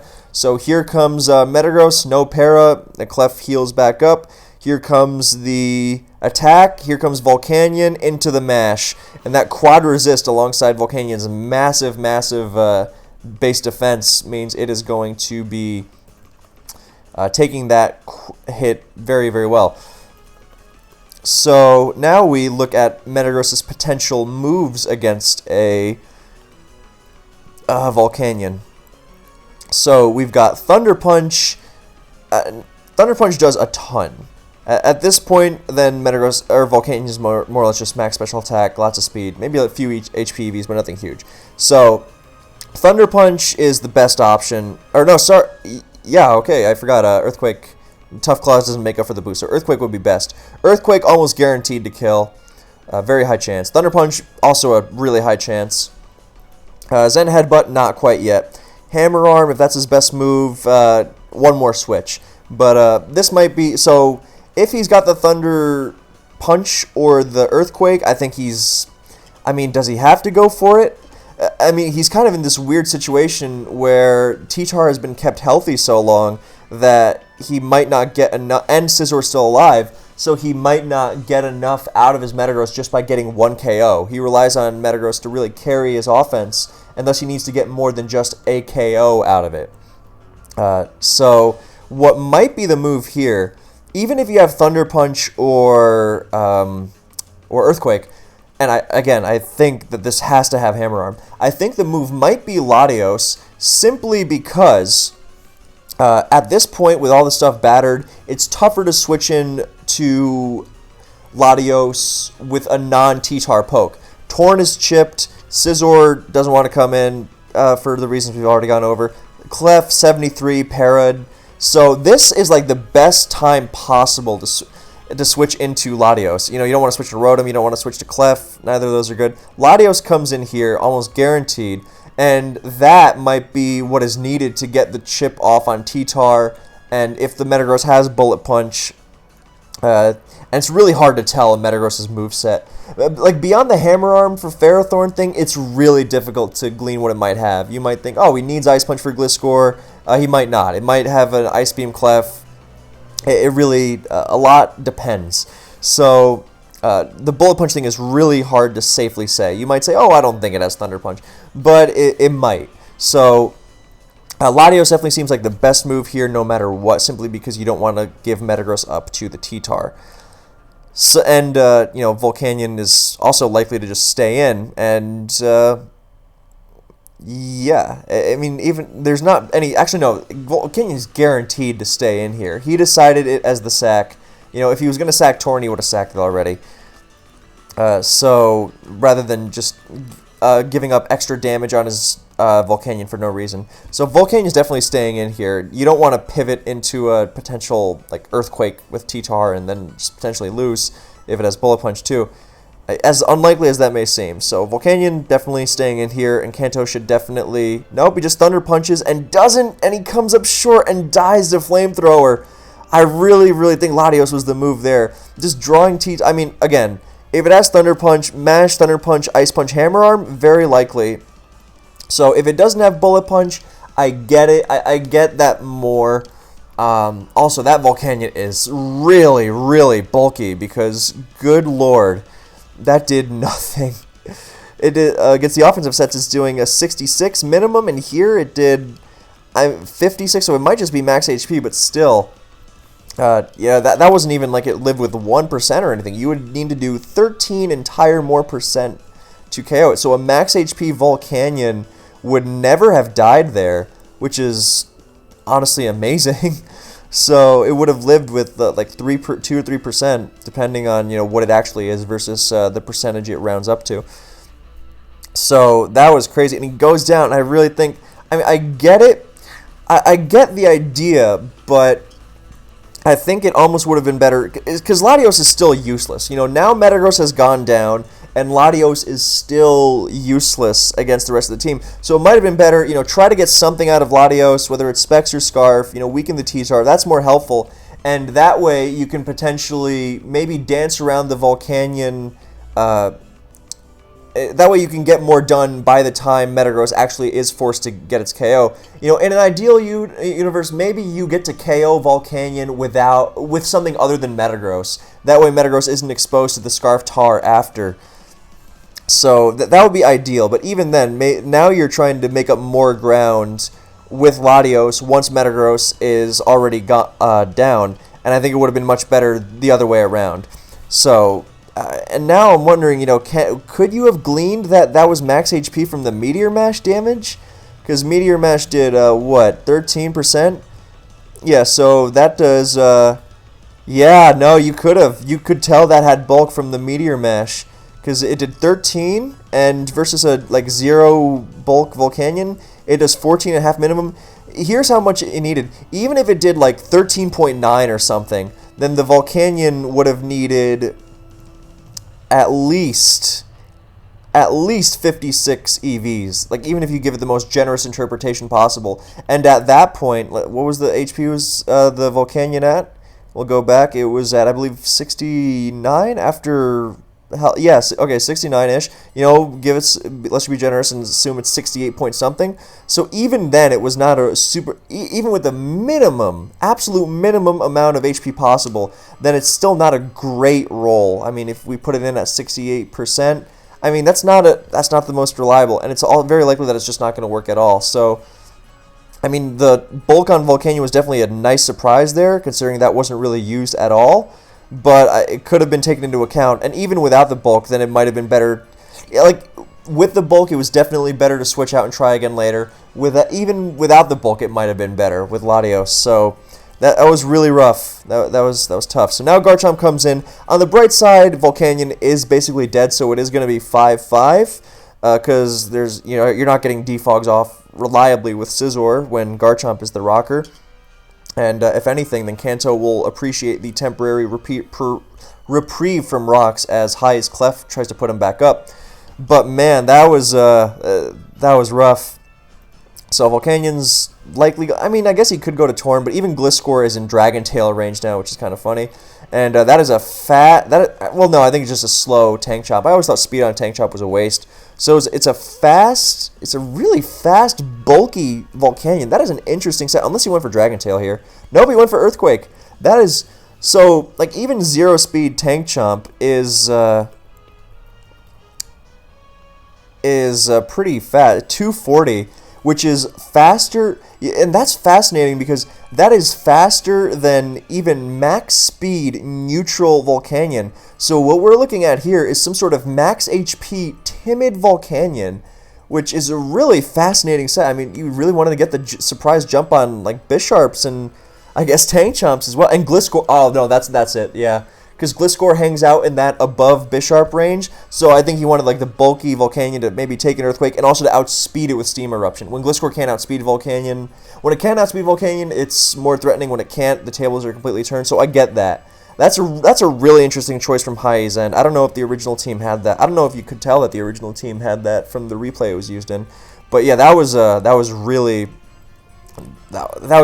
fascinating use of Volcanion there, and yeah. So I mean, the other explanation, I guess, would be that Garchomp was relaxed, which, I mean, I guess kind of works. Like, if you're really struggling for every bit of Fire Blast damage on Ferrothorn and Scizor, then that makes sense, because you don't lose a ton by going minus speed on Tank Chomp. So I get that. That might be a more rational explanation. But yeah, luckily that Steam Eruption doesn't burn for Kanto, but it still does a lot. So actually, you know what? We can find out even more because we can see how much the Steam Eruption did to the Garchomp. Let's just assume max HP. So Steam, it's definitely not modest. So modest did 42%. Wow. I mean, I know Garchomp sometime... Actually, no, this was before Garchomp even started considering running special defense EVs for things like Volcarona and even, using a ton to live Diancie, which is crazy. That was CVB's invention. But I mean, at this time, it's just max HP, max defense. So that really was, unless I'm, completely wrong about something, and, anyone who knows, feel free to correct me, but that was a timid max HP Volcanion. That is really cool. I actually did not know that before this video. That is really cool, and, yeah, I mean, just because if it was, like, a modest with bulk, then, I mean, even, look, a modest 0 special attack Steam Eruption does 44 minimum. So I'm going to say that was timid. That's really cool to see. So so much of these fine details to get out of games like these. That's why they're the greatest battles. Here comes Gliscor. Gliscor, I assume he knows if Volcanion is outspeeding the Chomp, then Gliscor definitely will, so he doesn't have to worry about getting outsped and finished off by a Fire Blast. And now, knowing the Roost is coming, Kanto brings in his second threat at long last, Weavile. So now the thing with Scizor against Weavile is that it can technically check Weavile because it can switch in and survive a knockoff, and it can threaten the Bullet Punch afterwards. And if Weavile gets Bullet Punch, then it's fine. But if it just allows the Roost, and then it's basically, it has not come out on top in that exchange, long term, because Scizor is healed and it can do that whole thing again later. And then there's of course the fact that sorry, my mind is frying after an hour and 20 minutes. Oh my god. Yeah, so there's that, and the fact that it took Stealth Rock damage, obviously, so it's not going to be able to force the situation over and over. Of course, there is the factor that this would be perfect. Like he could maybe sacrifice Weavile to open a door for Metagross, because if Scizor stays in Bullet Punches, then it'll be too weak to heal, and Garchomp comes in and forces it out. And and Garchomp, of course, threatens the Rocky Helmet Rough Skin on a Bullet Punch. That would be ruinous. So this is why we're in a tough spot. And, of course, there's also the option of Weavile just pursuing the Gliscor for a ton of damage, because it is specially defensive. And Gliscor is naturally physically bulky as hell, of course, but Pursuit on the Switch is doing, that's a ton of damage. 43 to 51, add 12 onto that, so you're doing, let's call it 55 up to 63. That's a ton. So, Gliscor is potentially going to be like right in the situation it was before. It was basically like the Roost had been nullified. So, is the Pursuit coming? The Pursuit is coming, and it does 51. So that's max damage, unless the Gliscor had some defense EVs, which I doubt, because he's trying to fit in the all the speed EVs on top of the special defense. So here comes Clef again. And now Kanto's own Clef coming in still has the mystery of the moveset, and the fact that, but of course the fact that the Gliscor can't switch into it makes just a standard Flamethrower Clef immensely threatening now. And he tries to catch a double switch on Clef, and if that was a great move, and as you see here, both players thought about that one. I mean, look at the timer popping up, nerve-wracking, but the reason I wanted to mention that is because with the move there for Hiye, in the eyes of many, was, okay, Clef is coming in, I need to make a ballsy double switch into Gliscor now, which will allow me to get the Roost off and nullify that Pursuit. And Weavile's on a timer here. So if Weavile pursued Clef there, it wasn't about catching the Clef on the switch, as funny as it may seem. That is one of the rarest things you'll ever see in Pokemon. That was using Pursuit trying to catch the Pokemon coming in, not the Pokemon switching out. I mean, we've talked on this channel about, chipping, Pokemon for very little damage, because it racks them in the long run, like even pursuing fighting types and whatnot. But that was pursuing a Pokemon looking for the switch in, which was really cool. But it doesn't quite work out, but Clef paralyzes again. And now we're in that tough situation. Does Kanto do it again? Does Hiye do it again? We know the stakes now. Clef comes in, it's threatening. Now he goes, and the Clef switches in, and Hiye thought about that one some more. Look at that timer. Oh, palpitations for the spectators, even those who aren't involved in either team. Can you imagine you're watching your teammate play this game? My God. He goes for the Moonblast, gets a crit of his own, and now Clef is forced to not forced, nope, he's not forced for sure. He wants to get that Moonblast off. He does not want Gliscor coming in. And that might be a hint. Maybe it doesn't have Ice Beam if he's trying to catch it on the switch. Timer again, by the way. So he's not forced to soft-willed quite yet, even though at first it might seem, oh, he's at 50, maybe, and he's not healing with lefties, maybe he should soft-willed. That was a really heads-up Moonblast there, and because, that's what you would think. Oh, that's my cue to get in and heal up, as he's forced to heal up, but he's not forced to heal up because he's faster than the Clef, he tanks its hits, and he can soft-will pretty much whatever he wants. He's not yet in that position, and that was even more heads-up awareness on Hiye's end, to stay in there and go for a Moonblast and really force it, getting a second crit. Of course, his own Clef has been crit a couple times as well. So, and now there's the there's the special attack drop. So now another play, completely unexpected, and here comes the Weavile, and he gets the Gliscor on the switch. So let's just go back again, because, I mean, we know the stakes here. It really heads up on Hiye's end to really force that soft-boiled there. And the funny thing there is that even if Clef Moonblasts the Gliscor there, then T-Tar comes in and pursues it, and Clef is dead. So that was a really great move to get the most out of Gliscor. And even if Gliscor doesn't go down, Gliscor doesn't die without ensuring Clef also dies. That was why that was a great play from Hiye, and that was why it was such an incredible play from Kanto to read that, to understand that, and go to Weavile and void that entirely, catching the Gliscor on the switch as he attempted to prior. He's got the pursuit, but now we have to calc the pursuit. I mean, how much is the pursuit doing when Gliscor doesn't switch out? It's a roll. That's rough. I mean, a lot of them are running 244 HP and 8 defense, so if we're going to be pedantic, but still roughly the same. So in that range, let me copy paste the 4 here because my keyboard is messed up. So 2, 4. I mean, assume it's a little lower because it rounds up. Now that pursuit looks like it's a KO, so 56.3. Now what's interesting here is that I mean, the awareness there was, oh, he low rolls, I was going to say, as the alarms go flying by my house, just screaming their heads off, I was going to say, even once that pursuit KOs, then T-Tar can come in afterwards, and it can come in afterwards and pursuit the Weavile, which is then locked into pursuit, and then that Weavile would be out of commission. And then Kanto he wouldn't be able to go to Clef, he wouldn't be able to go to Chomp, he wouldn't be able to go to Rotom reliably. I mean, he would be in a really shitty position if that T-Tar got that pursuit off. In a way, like, until Clef heals, then Weavile's kind of the only thing standing in between him and Chomp, or T-Tar completely winning. It's kind of a scary situation. But, yeah, he pursuits, and so that was, I mean, okay, it's close to a 50% roll, you know, adding crits, so it was in Kanto's favor, but, oh, that was really, really tight. And what does he do? Does he roost? He roosts, and now another Pokemon, Latios is coming in. I mean, there's so much to consider there. Like, should he have knocked off?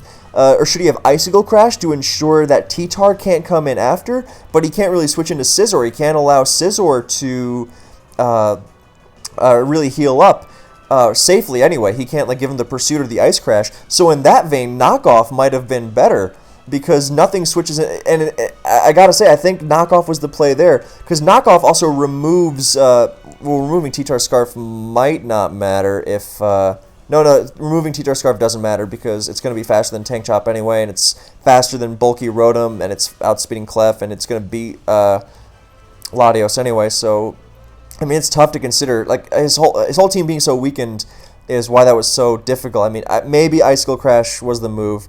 Nothing was switching out there. Because Pursuit lets T-Tar and Scizor in, and Icicle Crash only lets Scizor in completely for free. And, I mean, KOing Clef or something would have been great, too. So, but I get it. I get wanting to finish that Gliscor off, and being afraid of the accuracy and, you know, the roll and the crit thing being in your favor. So, I don't know. It was a tough call, but that one really burns. Although it's not really hacks. I mean, there's been, you know, little bits of luck all over this game. Not really going to call it extreme hacks one way or another. But the Roost comes off, and that's crazy. Because nothing was, I mean, I'm not going to rehash the point more than I already have, but that really might have been the move, because now he's in a really, really bad spot, because the banned Weavile has to switch out. Here comes Latios, and Gliscor's going to switch out, doesn't want to risk the U-turn. That's why it might have even been the correct move to go to Latios first, simply because, like, if T-Tar switched in for free on the Weavile, then Kanto was kind of in trouble. Like, switch in for free on the Weavile locked into Pursuit. So, it really might have had, yeah, he had to Icicle Crash, I think. I mean, feel free to comment with your own analysis of that situation or the game in general, of course. But I think, like, this makes such a difference, because now the T-Tar is switching into the... Ooh, that's Specs. That served us a ton. See, and when the T-Tar is switching into Latios, it's a lot more manageable, as opposed to when it comes in and gets a free switch. And, So, yeah, I think the Latios double there might have been better than the Weavile double, or at least going for the Icicle Crash. One of those two. So, and now he stays in on the pursuit as T-Tar sacrifices itself. That was a good move. Because you don't want to have T-Tar switch out. You don't want to have Latios switch out there and come in and barrage your team, because at this point it is actually a threat. So that was a good move, but and Kanto reads that really nicely as well. Here comes Torn, also a pain. Very free U-turn. Do you go to Garchomp? Maybe? No, I don't think you can, because it's then going to be in a Bullet Punch range for Scizor, and you gotta cut your losses, let Latios go, stay out of range. Clef comes back in, more lefties, and that is really, really key, because it doesn't allow Weavile back in, but I honestly almost feel like you wanted Weavile to come back in. So I was wondering, why not Gliscor? That might have been the move there, because this allows Clef to come back in and heal. And I think that might have been the mistake, because now Gliscor comes... See, because if Gliscor is going to, go one-on-one with Clef anyway, that's fine. And you want Weavile to come in. I mean, sacrifice against it, sure. Sack the Torn. I don't think you really need it anymore. I mean, maybe he wants the speed of Torn to finish off Rotom or something, which, fair enough. But you really have to be... I guess he's really confident at this point that Clef does not have Ice Beam. Because he goes for the SD. I guess, no, that was a great move. No, I take that back. That was a great move. Because earlier we said Gliscor can scout out an Ice Beam against a Clef. Against an unboosted Clef. And he was going to be doing that against an unboosted Clef without lefties at 53%. So that was 100% the right move. He could have SD'd there. That was a great move to get extra lefties on the Clef for insurance against, Rotom, Weavile, Garchomp, everything. So that was a really, really great move.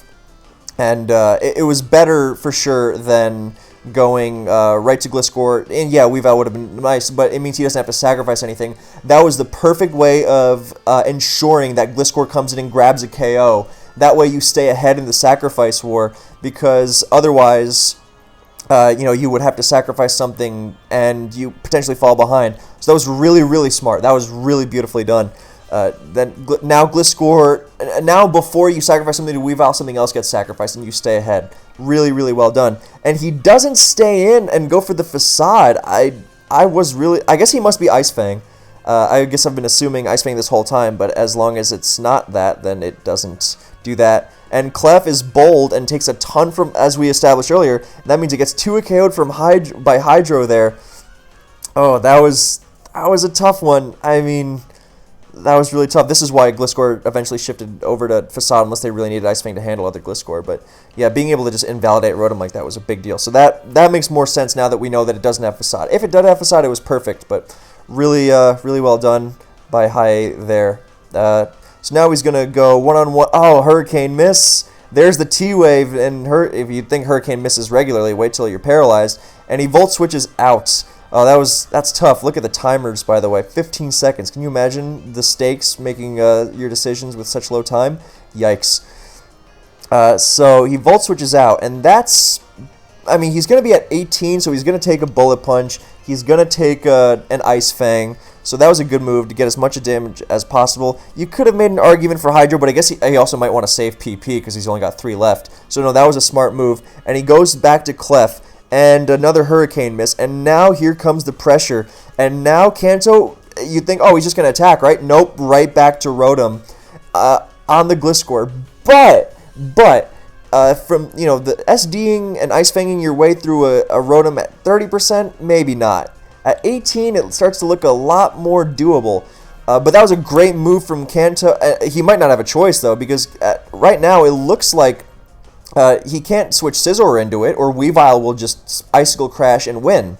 And he can't sack Torn, because what's he going to do after? Then he just goes right back to Gliscor. He has no choice, finally, but to stay in and Swords Dance. That is his only play to not immediately lose.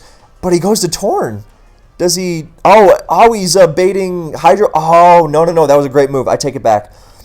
He was baiting a Hydro Pump so he could PP stall it. That was a great, great move. So I didn't take that into account. That was really nice, because he takes 1, and then he can potentially go back to Gliscor and do that again. So, we assume the crit earlier did a lot of damage, but we assume that Torn can take Hydro from 27 with max HP. Wow, really? 32? That's Volt Switch. Okay, yeah, we'll assume he had enough bulk to... I mean, even without the bulk, then he's going to be... he can just roost. So that was a great move, because if he misses, great. If you live, great. Even if you don't live, you're stalling those Hydro Pumps from 100% either way, right? And that's the... So you just roost there. I mean, I guess you don't have the pressure of Ice Fang to make Weavile switch in safely. You remove Weavile switching in safely twice more, I guess. But yeah, that's pretty much the only downside. And that was a great move. Burn Hydro Pump PP, and now you can potentially go back to Gliscor and do it again, because it's so tempting to Volt Switch here. And he just stays and goes for the Volt Switch. That was a tough move, but... that was a nice move. Actually, no, that was a nice move from Hiye, because if Rotom switches out, it will now be at 6% coming in, and even Gliscor's weak Ice Fang can finish it off, assumedly. Let's check. Ice Fang does so much more, it's crazy. Okay, maybe not, but definitely reasonable. Better than going back to Gliscor and getting... I mean, this is tough. I mean, Garchomp is still around for the Rough Skin, Rocky Helmet. Weavile is threatening...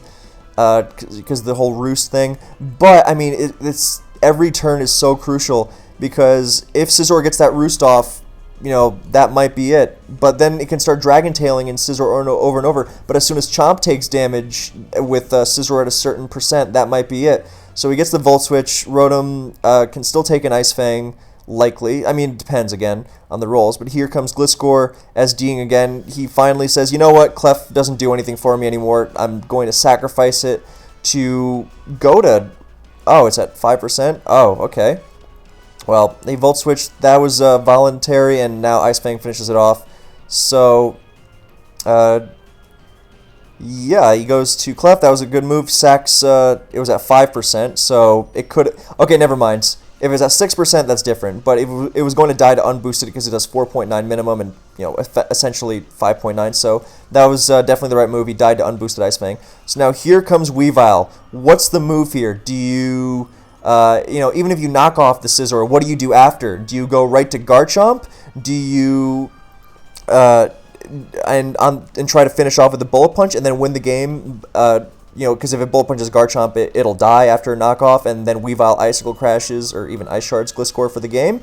Do you, you know, you don't pursue Gliscor, I think. It's really between, it might really be between knocking, well, it's not just between knocking and Ice crashing, because of course, if Hiye expects a knockoff on the Switch, he can just stay in with Gliscor and win the game. But if he goes... But another possibility is that Kanto double switches to Garchomp on the Scizor, and then Scizor will be at 49%.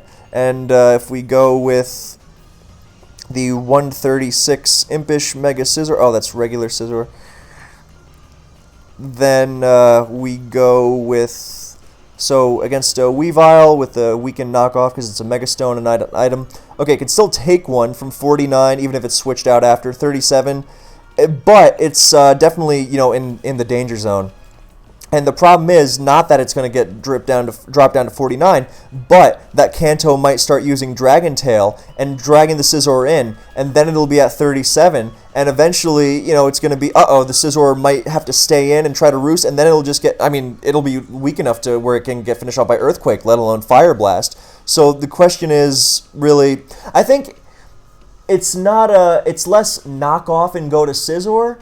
I think knockoff is a worse version of double to Garchomp, because if you knock off Scizor and then go to Garchomp and it roosts up, then you basically do the same thing. Either way, whether you knock off or you switch to Garchomp, you are doing the same thing. You are predicting Scizor coming in. But if you predict Scizor come in and knock off, then you are doing the same thing but with extra steps. I mean, maybe knockoff might be the more... I mean, you have three options, two of which are targeting Scizor, so it's essentially the same idea. It might not be one is strictly worse than the other, but it seems initially easier. But I guess if you knock off the Scizor, then there's more pressure on it to Bullet Punch, and you could just win there, as opposed to having to Dragon Tail. And you know what? No, I take it back. I like knockoff maybe a little. I mean, they're both really close, but you might like knockoff a little more than double the Chomp, simply because even if you get that move wrong, even if you even if you go to Chomp and the Scizor roosts up, it's still taking a lot, because it's going to be at 49, minus, high 20s, low 30s. So you're still going to be weakened, and you still have that Dragon Tail game to play. So worst case, you're still fine there, and that's assuming you don't knock off the Scizor a second time. And of course, then there's the other side of that coin, which is Icicle Crashing. Hell, you could even Icicle Crash, and actually no, Icicle Crash might not do enough to finish it off with Rocky Helmet. So, and Rough Skin. So 59. Well, but he has to Bullet Punch twice. That's the thing. So Icicle Crash, I think, is the safe version here. If you knock off, you basically, I think, okay, it's Ice Crash, or I know it's Icicle. I'm just saying Ice Crash. You Ice Crash or you double to Chomp, and because Ice Crash also forces that roost. I guess no, it guarantees that Scizor roost. See, this is a complicated scenario, because Ice Crash guarantees Scizor can roost, and then you can detail out, but you also cover Gliscor staying in and automatically losing on the spot. Icicle Crash at least guarantees you will not lose on the spot.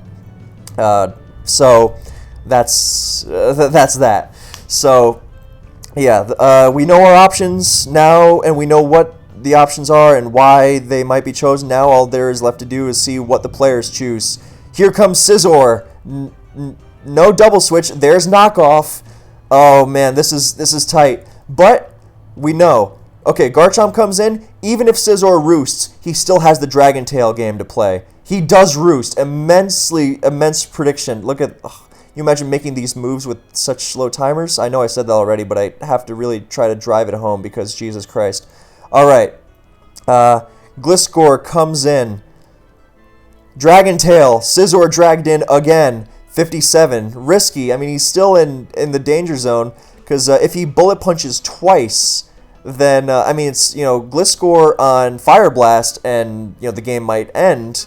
But, I mean, it also depends how much attack he has. We know he can't have a lot. We're just going to assume max defense on the Chomp. Bullet Punch is not doing a ton. I mean, look at that. That's very little. But, yeah, he's in range. So, does he Dragon Tail again? Does he Fire Blast? He roosts on the Dragon Tail. Immense balls. That was great, because if Fire Blast comes in, if you switch to Gliscor on Fire Blast, and the game's also over, because then Earthquake goes off, and then Weavile. Actually, maybe not. No. I think so, because Scizor. Yeah, no. Weavile would. I think Weavile, you would roost, and then. Okay, no. Let's just assume this. I know I've been going forever, but bear with me. We're almost there. So let's say Gliscor comes in on Fire Blast, and it fires off EQ. And Chomp is still out of Scizor range, even with another Rocks hit. So you sack Clef to go to Weavile. You sack Clef to get Weavile in against Gliscor safely, right? Because it's just going to be spamming Earthquake. And then Weavile comes in, and Scizor would have been at what percent? It would have been at 57. So it can't. So then you would have a. So then you would have another knockoff versus Bullet Punch scenario. Because if you have Weavile versus Gliscor on the Switch, no. Fire Blast ends the game. Fire Blast on Gliscor ends the game, because then Gliscor just switches out, and it's healing off Poison Heal and Potential Pursuit, and Scizor just Bullet Punches, and even if it dies to 2, then Weavile dies to Rocks. So yeah, Weavile only switching in once more is why Fire Blast on Gliscor ends the game. And now he roosts, and Gliscor is going to get Dragon Tailed in, and that is the game, for the reasons we just mentioned. Yep, he can't do anything else, and EQ finishes, and he can try to Pursuit crit with Weavile and win with Flamethrower Clef. Nope, Scizor comes in, he plays it safe, he goes for the Icicle Crash, hoping for a massive choke, and now here comes Clef, and Hiye just goes for Bullet Punch, smart move. He U-turns, plays it safe, more chip, goes back to Gliscor, and it is Flamethrower Clef. I mean, if it was Ice Beam, the Scizor was just going to win, so at that point it didn't matter. But he Swords Dances on the Calm Mind, great move, really heads up, just to make sure there's no chance of like Earthquake on Soft Boiled, and then suddenly it gets. That was a great move, great move. And Weavile goes down, and that's the game. And I've kept you here for an hour and 45 minutes, so thank you so much for watching and sticking through to the end. That was an incredible battle. Amazing, so well done to both players. I really, really loved watching that one again after so many years, and I got something new out of it, even though I'd seen it before. And yeah, so thank you guys for watching. I really hope you enjoyed, and I'll catch you next time.